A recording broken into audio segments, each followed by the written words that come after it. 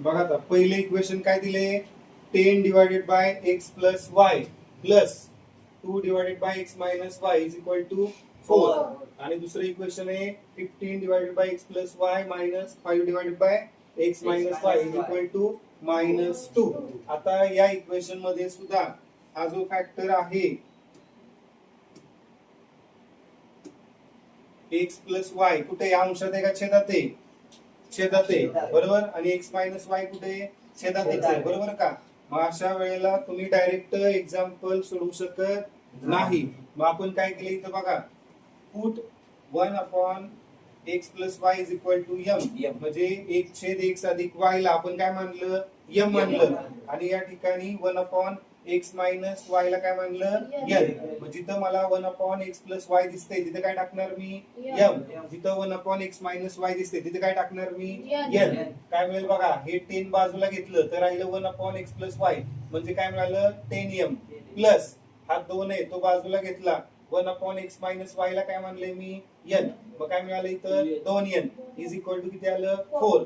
त्यानंतर 15 into 1 plus 1 upon x plus Y म्हणजे काय येणार 15m मायनस 5 बाजूला घेतलं तर 1 अपॉन x मायनस वाय काय आलं n म्हणजे काय आलं -5n is equal to -2.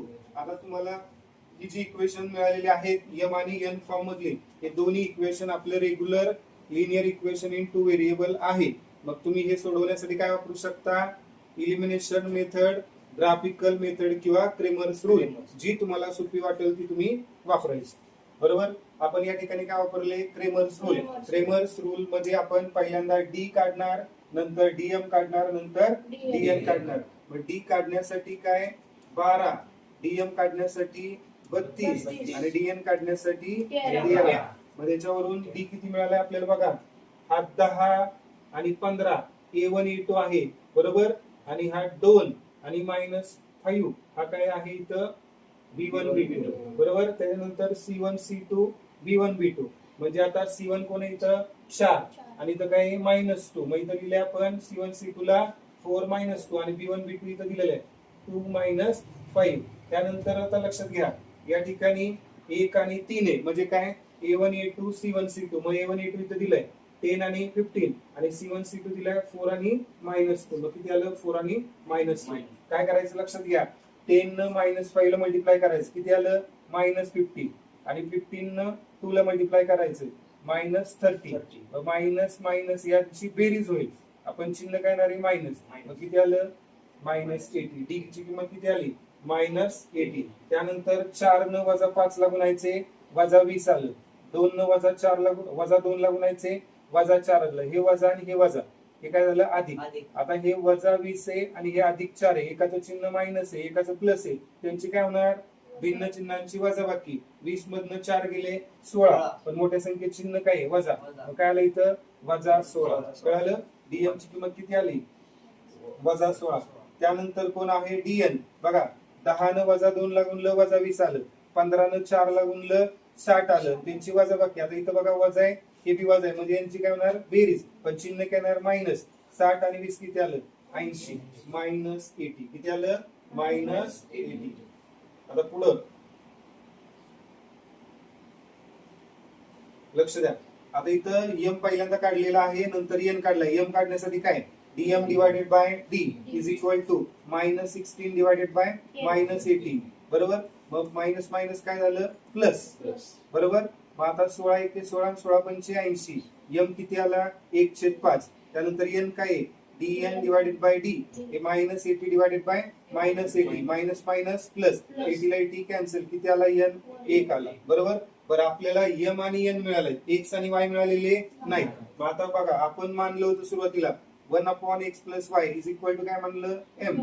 m ची किंमत टाकली 1/5 हा 5 न्यूमरेटरला घ्या हा x प्लस y इकडे न्यूमरेटरला घ्या 5 इज इक्वल टू काय मिळालं x प्लस y म्हणजेच काय मिळालं x plus y is equal to 5. त्याला इक्वेशन नंबर 3 मानलं. त्यानंतर 1 upon x minus y is equal to काय होतं n. पण n ची किंमत किती आली इथं 1 बरोबर. इथं 1 टाकलं हे x मायनस y 1 ला मल्टिप्लाय होईल मग x minus y is equal to काय आलं 1. मग तुम्हाला चौथं इक्वेशन मिळालं x minus y is equal to 1. आता लक्षात घ्या या ठिकाणी समीकरण मिळालेलं आहे x आणि y मिळालेला नाही, म्हणजे परत हे तुम्हाला काय करायचे सोडवायचे. आता आपल्याला काय दिसते तर x चा सहगुणक 1 आहे, इथं x चा सहगुणक 1 आहे, इथं +1 y चा, इथं -1 y चा, बरोबर का.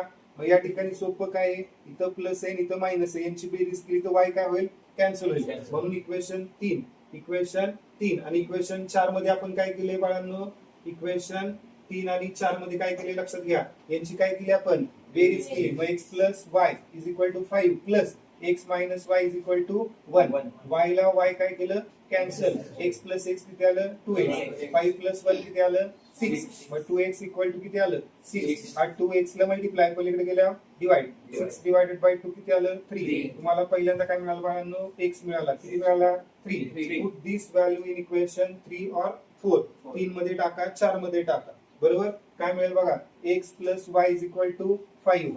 x ची किंमत किती टाकली 3. मग 3 plus y is equal to 5, हे प्लस 3 डाव्या बाजूला, उजव्या बाजूला गेल्या -3. Therefore y is equal to 5 - 3. 5 - 3 किती आलं 2. मग x किती मिळाला बाळांनो 3 आणि y किती मिळाला 2. म्हणजे सोल्युशन काय मिळालं x, y is equal to 3,2. समजलं. आता आपल्याला सेम एक्झाम्पल दिलेले बघा, फक्त थोडासा बदल करायचा आहे. 2 डिवाइडेड बाय x मायनस काय 3 divided by y is equal to 15, बरोबर.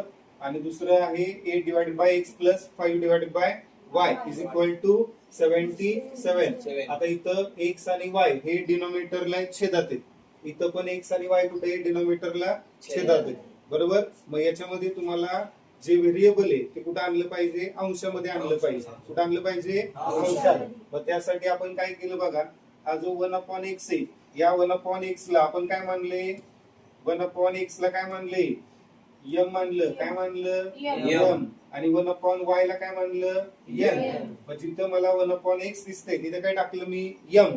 म्हणजे हा 2 × 1/x काय झाला तर 2 × m मायनस, इथं मायनस आहे, आणि 3 × 1/y तो काय झाला 3 × n इज इक्वल टू काय आलं 15. मग पहिलं इक्वेशन तुम्हाला मिळालं 2m - 3n is equal to 15. समजलं का.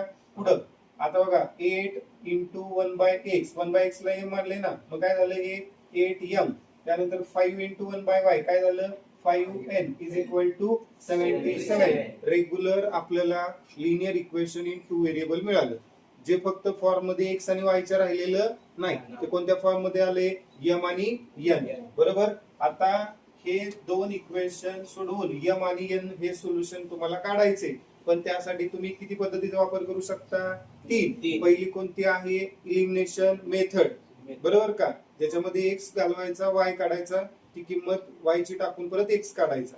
दुसरी पद्धत कोणती ग्राफिकल मेथड, आणि तिसरी पद्धत कोणती क्रेमर्स रूल.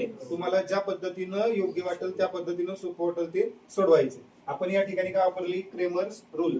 आता लक्षात घ्या, पहिल्यांदा काय काढले आपण d, नंतर इथं आता व्हेरिएबल m आणि n असल्यामुळे dm काढला, आणि नंतर काय काढला dn, बरोबर. इथं d काढण्यासाठी काय लॉजिक आहे 12, dm काढण्यासाठी 32 आणि dn काढण्यासाठी 13, बरोबर. मग इथं d किती आला बघा, पहिल्यांदा इथं घ्यायचंय हा 2 आणि 8, मग 2 आणि 8, b1 b2 म्हणजे कोण -3 आणि 5, बरोबर.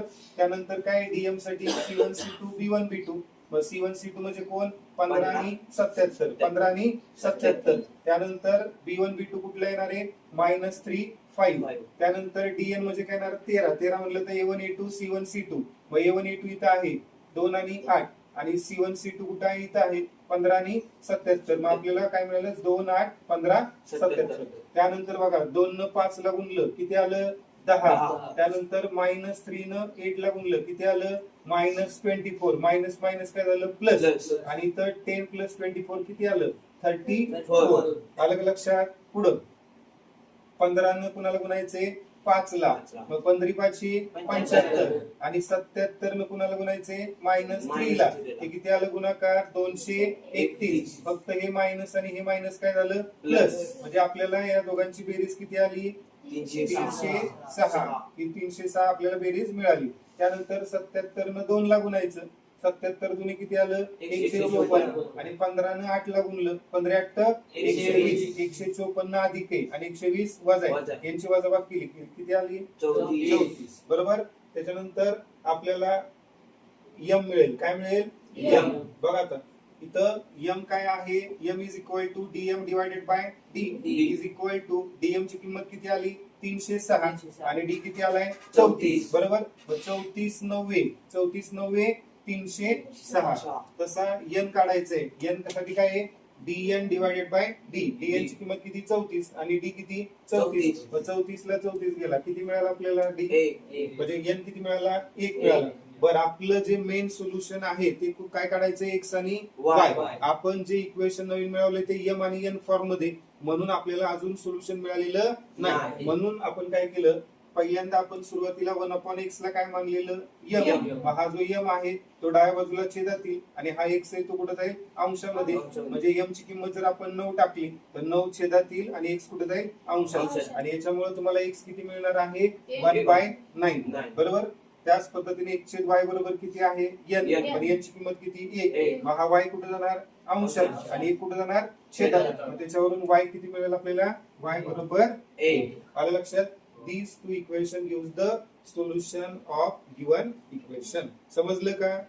इक्वेशन काय बघा पहिली equation 2x plus 3y is equal to 2 equation number 1. Second equation आपल्याला काय दिले x minus y by 2 is equal to 1/2. परंतु या ठिकाणी x चा छेद काय आहे 1. या ठिकाणी काय आहे 1 बरोबर.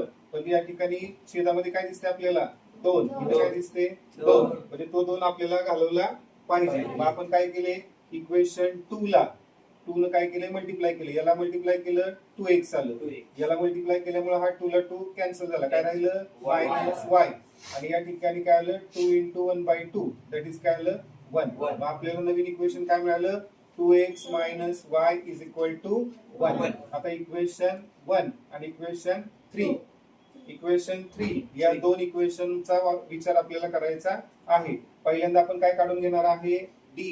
काय काढायचं आपल्याला डी साठी लॉजिक आपण काय सांगितले 12 किंवा ए बी. नंतर काय काढायचं आपल्याला डी यासाठी काय लॉजिक आहे 32 किंवा सी बी. त्यानंतर डीवाय साठी काय आहे 13 किंवा ए बरोबर. आता या ठिकाणी पहिल्यांदा तुम्हाला डी दिलेला आहे बघा काय D A1 A2 B1 B2 हा 1 झाला हा झाला 2 बरोबर. मग A1 A2 कोण येणार आहे इथं हा 2 आणि 2 मग इथं लिहिले 2 2. त्यानंतर B1 B2 कोण येणार आहे इथं y चा सहगुणक कुठला आहे 3 आणि वजा 1. मग काय लिहिलं आपण 3 वजा 1. त्यानंतर dx साठी बघा काय केले इथं काय लिहिले 3 इथं काय लिहिले 2. मग C1 C2 म्हणजे कोण येणार या ठिकाणी हा झाला C1 हा काय झाला C2 2 आणि 1. त्यानंतर B1 B2 काय असणार आहे 3 वजा 1. सेम dy साठी काय सांगा dy साठी काय घेतलं आपण 13 म्हणजे a आणि c. मग a म्हणलं कोण येणार 2 2. मग इथं काय लिहिलं A1 A2 आपण 2 2 आणि C1 C2 शेवटचं 2 आणि 1. या ठिकाणी आला 2 आणि 1. त्याच्यानंतर काय करायचं आपल्याला या 2 वजा 1 ला आणि 3 न काय करायचे 2 ला गुणायचे बरोबर. मग या ठिकाणी काय केले आपल्याला दिसते 2 न वजा 1 ला गुणलं किती आलं -2 आणि 3 न 2 ला गुणलं किती आलं 6. दोघांचे चिन्ह काय आहेत समान आहेत मग त्यांची काय होणार बेरीज. म्हणजे आपल्याला डी जो आहे तो काय मिळाला -8 किंवा वजा 8 बरोबर. आता इथं dx काढलाय dx काढायला बघा 2 न काय करायचे -1 ला मल्टिप्लाय करायचे आणि 3 न काय करायचे 1 ला मल्टिप्लाय करायचे. 2 × -1 काय आलं -2 आणि 3 × 1 काय आलं 3. हे -2 -3 चिन्ह समान आहेत त्यांची बेरीज पण चिन्ह काय येणार मायनस. मग किती आलं 2 आणि 3 5 आणि चिन्ह आलं -5 ला. dy काढण्यासाठी बघा 2 × 1 मल्टिप्लिकेशन किती आलं 2 आणि 2 × 2 किती आलं 4. 2 - 4 चं उत्तर किती येणार आहे -2.